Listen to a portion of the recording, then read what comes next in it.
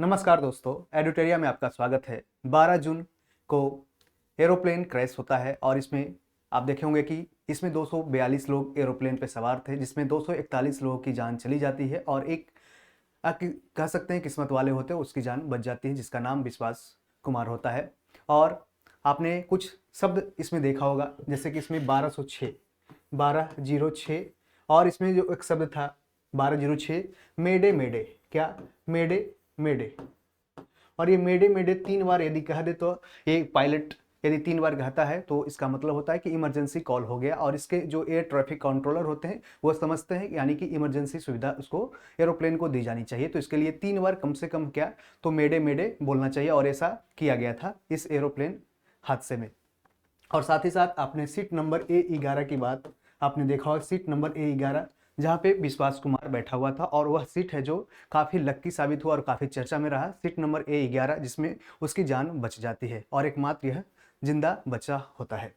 तो और भी कुछ हम जानते हैं कि इसमें एरोप्लेन जो एक्सीडेंट हुआ इसके बाद क्या इसका है जो किस कारण से हुआ, इसके बारे में हम जानेंगे। और ये फ्लाइट रिकॉर्डर इसमें जो होता है जो 2 तरह के होता है, ठीक है। इसके बारे में ऑरेंज बॉक्स कह सकते हैं कि ऑरेंज का कलर का होता है, लेकिन यह ब्लैक बॉक्स कहलाता है। और कारण क्या है इसके पीछे, तो इसके बारे में हिस्ट्री जानेंगे, ठीक है। चलिए आगे बढ़ते हैं। तो यहाँ देख सकते हैं क्या है, तो यह इस तरह से एक फ्लाइट रिकॉर्डर होता है। और ये कहाँ पे लोकेटेड होता है, तो ये टेल में यानी कि पूंछ में लोकेटेड होता है। इसको आगे देख सकते हैं। तो यह अहमदाबाद प्लेन क्रैश के बारे में जानते हैं कि यह ब्लैक बॉक्स कितना जरूरी होता है, कि क्यों यह रिकवर करना क्यों जरूरी होता है। तो रिकवर करने से ये पता लग सकता है क्यों, कारण क्या था कि वो एक्सीडेंट होने के पीछे, ठीक है। तो 12 जून 2025 को यह एक्सीडेंट होता है, यह क्रैश होता है एरोप्लेन, और यह एयर इंडिया का यह फ्लाइट होता है A171। क्या A171 यह फ्लाइट होता है वो A171 होता है। और टेक ऑफ के कुछ ही मिनटों बाद है जो 600 फीट की ऊंचाई तक जाते जाते ये फिर डाउन होना स्टार्ट हो जाता है, जिस कारण से यह इंसिडेंट होता है। और ये मेडिकल हॉस्टल के ऊपर गिर जाती है, जिस कारण से वहाँ भी कुछ क्षति होती है, कुछ लोग मारे जाते हैं। अहमदाबाद के यह मेघानी नगर इलाके में दुर्घटनाग्रस्त होता है और मेडिकल हॉस्टल पे गिरता है, जिसमें 241 लोगों की मौत होती है और 1 लोग सर्वाइव करते हैं। और यह देख सकते हैं ये Boeing company, American company Boeing है, यूएसए की कंपनी की बोइंग कंपनी है। इसके द्वारा यह मॉडल नंबर 787 ड्रीम लाइनर बनाया गया था, और यह है जो काफ़ी चर्चा में रहा। और इसके कई कई ऐसा इसमें आलोचना भी किया जा रहा था कि कई सालों से इसमें कुछ तकनीकें खराब हो रही थी, फिर भी इसको चलाया जा रहा था। इस कारण से कुछ सवालिया खड़े होते हैं कि क्या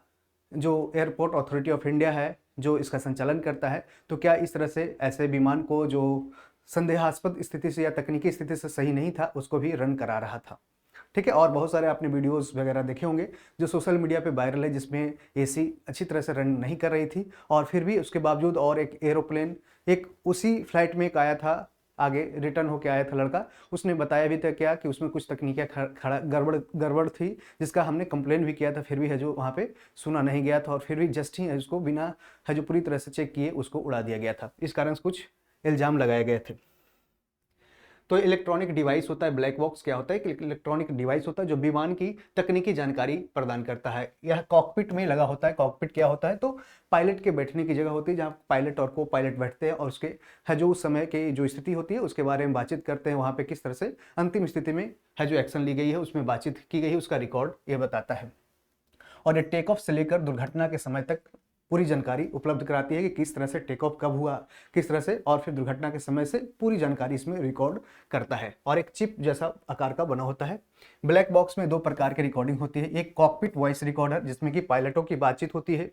रेडियो कम्युनिकेशन जो रेडियो कम्युनिकेशन ऑटोमेटेड भी होते हैं, और एयर ट्रैफिक कंट्रोल से उसको सिग्नल जो मिलते हैं किस तरह से उसको चलना है उसके बारे में जानकारी मिलती है, उसका भी रिकॉर्ड यहाँ पे होता है। और इंजन की आवाज़ कैसी होती है इसके बारे में इसको जानकारी दी जाती है, वहाँ पे रिकॉर्ड होता है। फ्लाइट डाटा रिकॉर्डर एक दूसरा होता है, 2 तरह के होता है। तो इस तरह से ब्लैक बॉक्स में 2 प्रकार की रिकॉर्डिंग होती है, एक कॉकपिट वॉइस रिकॉर्डर, एक फ्लाइट डाटा रिकॉर्डर। इसमें फ्लाइट की क्या ऊंचाई रही, क्या गति रही, क्या दिशा, कौन सी दिशा में ये उड़ रहा है, पिच क्या रही, रोल क्या रही, ऑटो पायलट की स्थिति, जैसे 80+ डाटा बिंदु पर यह है जो रिकॉर्ड करता है। और इसमें यह अंतिम रूप से यह बताता है कि क्या कारण था जिस कारण से ये फ्लाइट है जो एरोप्लेन क्या क्रैश हुआ है। तो इस तरह से स्ट्रक्चर होता है, देख सकते हैं कि यह बनाया होता है और इसी में रिकॉर्ड करता है, एक चिप टाइप का ये बनाया जाता है। और इसका कलर, सबसे बड़ी बात आपको याद रखना है, कलर कैसा होता है तो ऑरेंज कलर का होता है, ठीक है, ऑरेंज कलर का होता है। और कारण क्या है, तो पहले ब्लैक बॉक्स होता था जो मलबा में धंस जाता था। मलबा में एरोप्लेन जब क्रैश होते हैं तो बहुत सारे उस तरह से मलबे कचरे बन जाते हैं, जिस कारण से पता नहीं चल पाता है कि क्या कहाँ पे ये ब्लैक बॉक्स है, ठीक है, क्योंकि जल जाता है, जिस कारण से इस तरह से हो जाता है, रिकवर करना मुश्किल होता है। तो इस कारण से एक ऑरेंज बॉक्स, ऑरेंज तरह से बनाया गया, ऑरेंज कलर, उसको ब्लैक बॉक्स ही है लेकिन ऊपर उसका ऑरेंज करके प्लेटिंग किया गया है, जिस कारण से क्या होता है, आसानी से इसको पहचाना जा सके। क्योंकि जानते ही आपने कि क्या, तो विबग्योर आपने पढ़ा होगा, विबग्योर, तो इसमें क्या होता है, वायलेट जो बैंगनी कलर होता है, ये रेड कलर होता है, इसका सबसे ज्यादा वेवलेंथ होता है, यानी कि दूर से ही दिखाई पड़ती है। इसका क्या, तो फ्रीक्वेंसी कम लेकिन वेवलेंथ ज्यादा होता है। वहीं इसका अपोजिट वेवलेंथ का, ये वायलेट का अपोजिट होता है, जिस कारण से ये दूर से ही दिखाई पड़ सके, इसके लिए किया गया, ठीक है। और बात करते हैं क्या, तो ब्लैक बॉक्स का ऐतिहासिक संदर्भ के बात करते हैं, तो ऑस्ट्रेलिया में के एक वैज्ञानिक थे doctor David Warren. Doctor David Warren जो 1950 के दशक में सबसे पहले ब्लैक बॉक्स की अवधारणा विकसित की। इसने है जो कहीं पढ़ा, किसके कहीं ये रिसर्च वगैरह इस पे किया, और इसने क्या किया तो 1953 में जो इसका प्रेरणा रहा कि BOAC फ्लाइट एक दुर्घटनाग्रस्त हुई और इसमें 783 लोग मारे गए, जिस कारण से इसमें कुछ पता नहीं चल पाए कारण क्या था, या उस तरह से कुछ पता नहीं चल पा रहा था, जिस कारण से इसने इस तरह से क्या किया, तो 1956 में उन्होंने पहला प्रोटोटाइप विकसित किया, जो ARL फ्लाइट मेमोरी यूनिट बनाया। ARL फ्लाइट मेमोरी यूनिट, यानी कि जो मेमोरी ऐसा बनाया कि जो फ्लाइट में कुछ भी स्थिति हो रही हो उसके बारे में जानकारी उसको आसानी से मिल सके, जो 4 घंटे तक ही मात्र रिकॉर्डिंग करता था। लेकिन एरोप्लेन तो लंबे लंबे दूरी तक चलता था, लंबे लंबे समय तक चलता था, लेकिन इस तरह से जैसे यही एरोप्लेन है जो कितने, तो 7 घंटा 8 घंटा की दूरी है जो कवर करने वाली थी, और ये 13,500 किलोमीटर इसकी कैपेसिटी थी कि कम से कम इतना दूरी जा सकती थी। 1963 में ऑस्ट्रेलिया पहला देश ऐसा बना जो ब्लैक बॉक्स को सभी विमानों में अनिवार्य कर दिया, और इसने बताया किस तरह से सारे विमानों में अनिवार्य कर दे कि आपको लगाना ही है ताकि उसकी रिकॉर्डिंग हो सके फ्लाइट की। इस तरह से एक चिप बेस पे बना हुआ था। शुरू में जो फोटोग्राफिक कैमरा रील टाइप का बनता था, रील टाइप का, उस तरह से ही बनाया गया था। यहाँ देख सकते हैं किस तरह से बनाया गया था, तो यह यहाँ पे है, इस तरह से बनाया गया था। शुरुआती डिवाइस में डेटा फोटोग्राफिक फिल्म पर रिकॉर्ड होता था, यानी कि फोटोग्राफिक कैमरा पे बेस्ड होता था, लेकिन बाद में इसे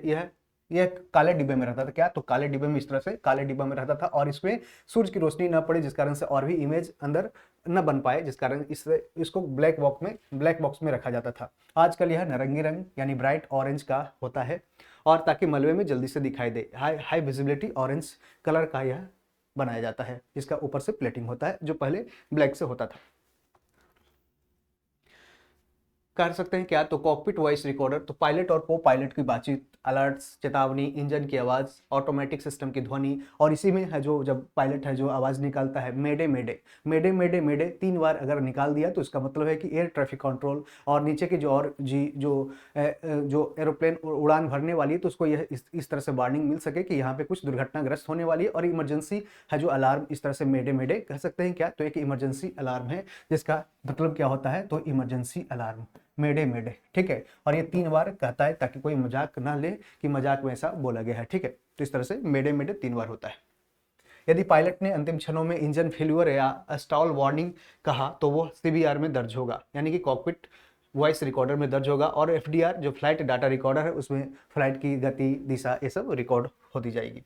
तो विमान की ऊंचाई, इसमें क्या होगा, फ्लाइट डाटा रिकॉर्डर में, FDR में अल्टीट्यूड, गति, दिशा,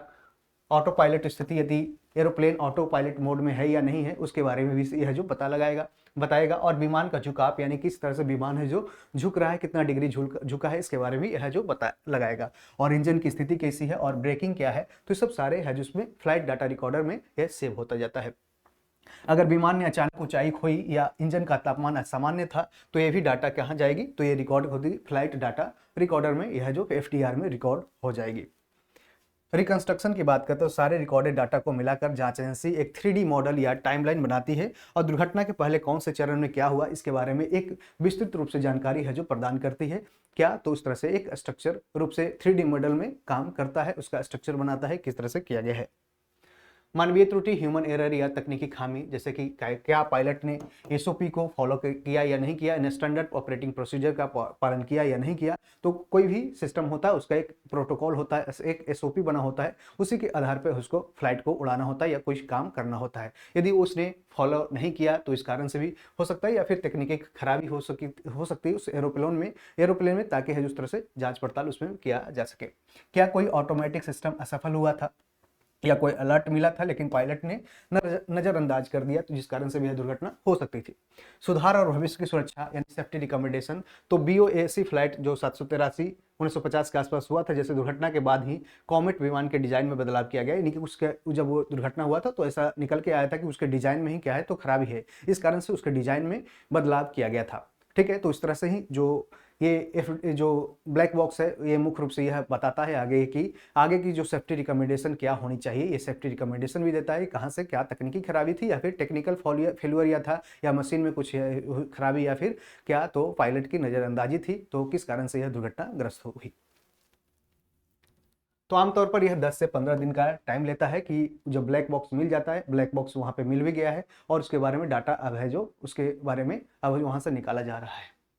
डाटा निकालने और विश्लेषण करने में थोड़ा सा समय भी लगता है, और ये प्रयोगशाला में जांच होता है कि अगर जांच होता है, अगर पानी में वहीं पे कभी कभी ये भी होता है कि एरोप्लेन क्रैश किया तो कभी पानी में गिर गया, कहीं पे ऊंचे स्थलों पे गिर गया, ठंडी स्थलों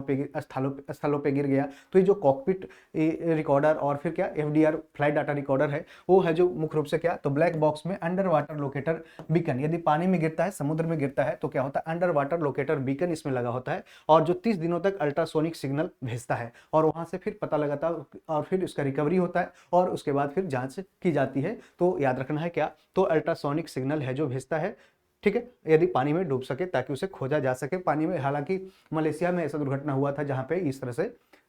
यह काम नहीं किया था और उस तरह से खोजा नहीं जा सका था। टेल सेक्शन यानी जो पुछ भाग होता है, यहाँ पे एक रिकॉर्डिंग यूनिट इलेक्ट्रिकल सिग्नल भेजता है और ये जुड़ा होता है कहाँ से, कॉकपिट से जुड़ा होता है, और ये कॉकपिट पीछे कहाँ लगा रहता है, ये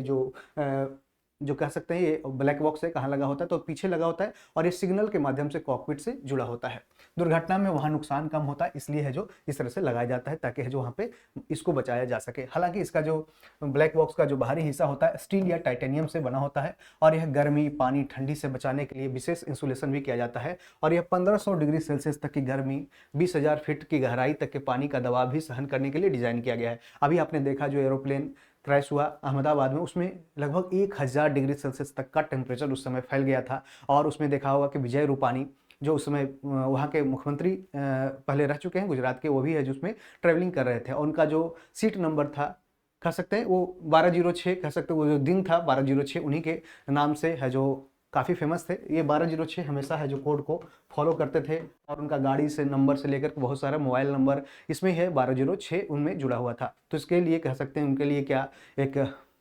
कह सकते हैं कि विजय रूपानी क्या एक उसमें एक बैड लक थे, या साथ ही साथ वो ये 1206 12 जून को ही एक्सीडेंट होता है, तो इस कारण से और भी लोग की जान चली जाती है, तो इसको आप समझ सकते हैं क्या यह 1206 था, ठीक है। और वहीं पे सीट नंबर 11 है, सीट नंबर 11 ये है, सीट नंबर 11 है, यहाँ पे विश्वास कुमार बैठा हुआ था, और यहाँ से जैसे ही एरोप्लेन से मतलब लैंड हुआ ये क्रैश हुआ तो वहाँ पे ये है जो किसी भी तरीके इमरजेंसी गेट से बाहर निकल गया है सीट नंबर 11 से, जिस कारण से ये भी चर्चा में रहता है, ठीक है, वायरल होता है वो शख्स। तो 1000 डिग्री सेल्सियस तक की गर्मी यहाँ उत्पन्न हो चुकी थी। यहीं पे देख सकते हैं क्या तो ये फ्लाइट डाटा एक्विजिशन यूनिट होता है, यहाँ पे फ्लाइट डाटा, और यहाँ पे कॉकपिट वॉइस रिकॉर्डर होता है जो यहाँ पे डला होता है फ्लाइट डाटा रिकॉर्डर, यहीं पे सारा क्या जुड़ा होता है कि ब्लैक बॉक्स यहाँ रखा होता है, ठीक है। ब्लैक बॉक्स कहाँ, और ये इंजन का स्पीड बताता है, लैंडिंग गियर पोजीशन, और ये इस तरह से डिजाइन किया गया है फ्लाइट को। यहाँ देख सकते हैं कहाँ पे ये लोकेशन है, तो इस तरह से यहाँ पे लोकेशन है कहाँ, तो ये ब्लैक बॉक्स का लोकेशन है। और एक क्वेश्चन है कि यदि विमान समुद्र में गिर जाए तो ब्लैक बॉक्स को कैसे ढूंढा जा सकता है, तो इसको हमने वीडियो में डिस्कशन किया है, तो यदि आपने पूरा वीडियो देखा है तो इसका कमेंट बॉक्स में बता सकते हैं। साथ ही साथ एडिटोरियल क्लासेस यूट्यूब चैनल को सब्सक्राइब करेंगे और लाइक करेंगे और वीडियो को शेयर करेंगे। तो कैसी लगी इन्फॉर्मेशन कमेंट बॉक्स में बता सकते हैं। Thank you, all the best.